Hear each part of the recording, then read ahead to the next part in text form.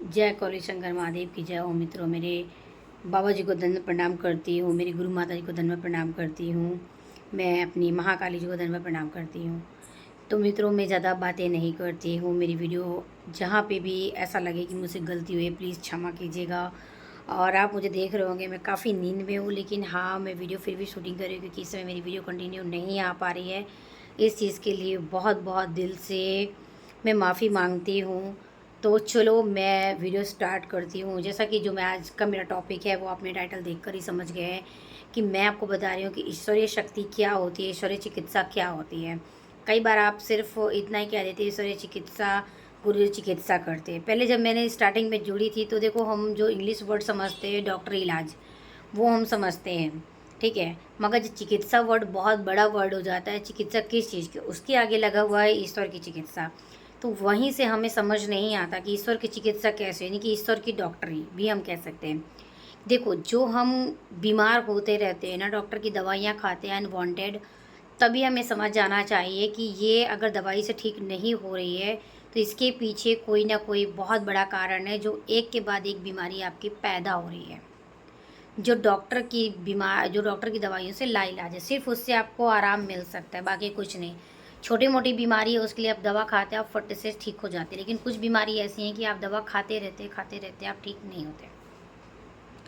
चलो, रही बात फिर ईश्वरीय चिकित्सा की। ईश्वरीय चिकित्सा देखो, अब हर भगवान के पास आप नहीं जा सकते क्योंकि बहुत सारे देवी देवता बहुत सारे श्रापित है। इसकी तो बहुत लंबी लिस्ट है। इसकी लंबी लिस्ट में मैं देखो बहुत सारे देवी देवता को नाम नहीं लेना चाहूँगी, वरना इसमें बहुत सारे ऐसे लोग हैं बोलेंगे कि हमें तो फलता है, हमें तो फूलता है। बस जहाँ तक आपको गुरु जी ने बताया है आपको वही काम करना है। भोलेनाथ की आराधना करना है, बाबा माँ को आपको प्रणाम करना है, जितना हो सके बस उतना उनका नाम लेना है।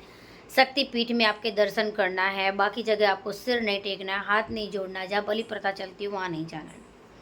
चलते हैं ईश्वर चिकित्सा। जो मैंने आपको बताया ये भी ईश्वर चिकित्सा के अकॉर्डिंग ही था। अब ईश्वर चिकित्सा क्या होती है? गुरुदेव हमारे मन को शांत करने की चिकित्सा करते हैं। हमें जो हवन द्वारा हम ठीक हो सकते हैं, क्या इसके पीछे का राज है ये सब आपको पता ही है। इन सारी चीज़ों के लिए एक अग्नि कुंड में अग्नि प्रज्वलन की जाती, मंत्रों द्वारा उच्चारण से, बहुत ही प्रिय मंत्रों का उच्चारण करके, भगवान का नाम लेकर। आपको पता है गुरुजी ने आपको बार बार बताया है कि माँ कामाख्या माँ की पूजा होती है, उनको ही हम गुरु माँ बोलते हैं। हमारे बाबा माँ का नाम लिया जाता है, हमारे भोलेनाथ का जो सुबह से रुद्राभिषेक चालू होता है।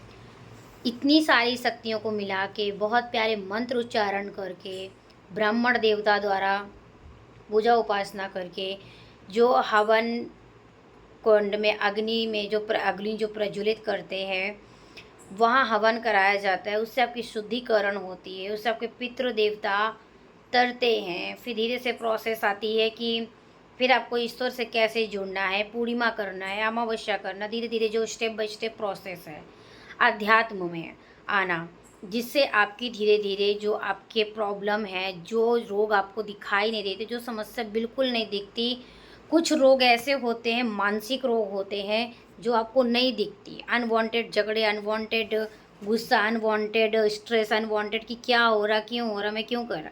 ये सबसे बड़ी बीमारी है इंसान की। जब आप ठीक नहीं रहोगे, बहुत प्रेशर रहेगा, तब आप क्या कर सकते हो, है ना। ये तो इंसान की सबसे बड़ी बीमारी। ये तो ना नींद पैदा करती है, ना तो ये आपको नींद आने देती है, सॉरी, ना तो ये आपको काम करने देती है। इसलिए आपको कुछ नहीं कर सकते, कुछ नहीं लगता। क्या ये चीज़ भी डॉक्टर से दवाई खाओगे, ज़्यादा ज़्यादा चलो नींद आने की आप दवा खाने लगोगे, लेकिन ये सब क्या है?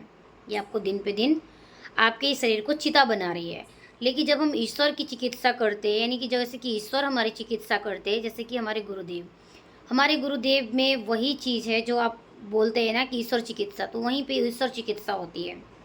हवन होना, स्टेप बाय स्टेप पूर्णिमा, अमावस्या, फिर आप गुरु दीक्षा लेते हो, फिर मंत्रों का जाप करते हो, है ना। उस रिलेटेड जो सारी एक सीरियल वाइज, सीक्वेंस वाइज एक बहुत अच्छा अध्यात्म की लाइन बनी हुई है, वो सब आप फॉलो अप करते हो, उससे आपकी ईश्वर चिकित्सा होती है। इस चीज़ से आप टेंशन से दूर होते हो, आप अच्छे से कमाने लगते हो, आप लोगों को देख सकते हो, पढ़ सकते हो, अच्छी बुरी चीज़ें पहचान सकते हो, सारी चीज़ें आपके साथ अच्छी होने लगती है। इसे बोलते हैं ईश्वर चिकित्सा। आई होप कि आप ईश्वर चिकित्सा समझ चुके हो कि ईश्वर चिकित्सा क्या होती है। यही सबसे बड़ी चिकित्सा होती है। अगर ईश्वर की चिकित्सा आप पहचान गए, ईश्वर चिकित्सा आपने करवा लिया, तो समझो कि आप अपनी बीमारियों को भी आप पहचान जाओगे, फिर डॉक्टर की दवा भी आपको सूट करेगी। ये जो वीडियोस है सबसे ज़्यादा लोग तक शेयर करो, लोगों को भला हो सके, बेचारे उन लोगों को भला हो सके जिन्हें ईश्वर चिकित्सा के बारे में कुछ पता नहीं है, ये है क्या, क्यों, क्या, कैसे। ठीक है, तो ये आप शेयर करो, किसी का भला हो सके, शायद उन्हें समझ में आ सके। अगर मुझसे जो गलती हुई है प्लीज़ मुझे क्षमा कीजिए। कमेंट में बताइए कि आपको और कौन सी वीडियो चाहिए, मैं कोशिश करूँगी। आप देख सकते हैं मुझे कितनी नींद आ रही है, मुझे वीडियो भी अपलोड करना है। और सॉरी, एक भाई को मैं बोलती हूँ, वो उन्होंने 40 स्मृतियाँ पूछी हैं। देखो 40 स्मृतियाँ तो गुरुदेव ने भी पूरा मेंशन नहीं किया है, बट मैं कुछ स्मृतियाँ आपको बताऊँगी। उसी स्मृतियों में से कुछ स्मृतियाँ डबल हैं, आपको समझ आ जाएगा। वो स्मृतियों के बारे में मैं कुछ बोल भी सकूँगी, कुछ मैं डिस्क्रिप्शन में दे दूँगी, तो आप समझना, देखना, आपको सारा निचोड़ मिल जाएगा। ठीक है, नेक्स्ट वीडियो में मैं आपके साथ फिर से मिलती हूँ। मेरी वीडियो शेयर करें, लाइक करें, सब्सक्राइब करें। जब तक के लिए नेक्स्ट वीडियो में फिर से मिलती हूँ, जब तक के लिए बाय बाय, जय माता की।